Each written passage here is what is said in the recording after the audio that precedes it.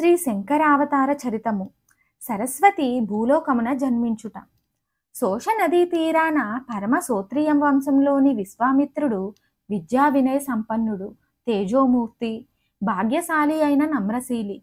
అతిథి అభ్యాగతులను ఆదరిస్తూ బంధుమిత్రులకు ఏడుగడయై ఎల్లరి మన్ననలను పొందుతున్న గృహస్థ గ్రామని. లేకలేక పుట్టింది ఆ ఇంట వంశపావనిగా సాక్షాత్తు సరస్వతీమాత. తెల్లని మేని ఛాయతో, దివ్య తేజస్సుతో, పద్మపత్రాల వంటి కన్నులతో చూపరులకు అద్భుతంగా కనిపిస్తూ వెలసినదా చదువుల తల్లి. శుక్లపక్ష చంద్రునిలా దినదిన ప్రవర్ధమానయై ఆ బిడ్డ పసితనంలోనే చూపించిన తెలివితేటలు ప్రజలకు మిక్కిలి అబ్బురంగా అనిపించాయి.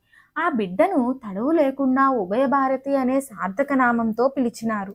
యుక్త వయస్సు వచ్చాక ఆమె తనకు కాబోయే వరుడెక్కడ ఉన్నాడో తెలుసుకోవాలన్న తపన మొదలయ్యింది. విశ్వామిత్రుని ఇంటికి ప్రతిరోజు విప్రవర్యులు దూరదేశాల నుండి వచ్చేవారు. ఆ వచ్చిన వారి నుండి వివరాలు అడిగి తెలుసుకునేది తనకు కాబోయే వరుడెక్కడ వెలిశాడోనని. జాడ తెలియక అలమట పడేది. విశ్వరూపినిగా బ్రహ్మ ఆవిర్భావము. వేరొక పవిత్ర గృహంలో అవతరించి ఉన్నాడు విరించి.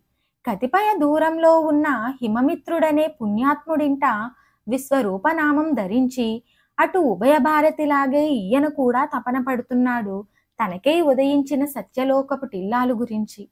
ఈ ఉభయుల తపనలు, ఆందోళనలు, ఆరాటాలు రోజురోజుకి పెరిగిపోతూ శరీరాల్ని కృశింపచేస్తున్నాయి.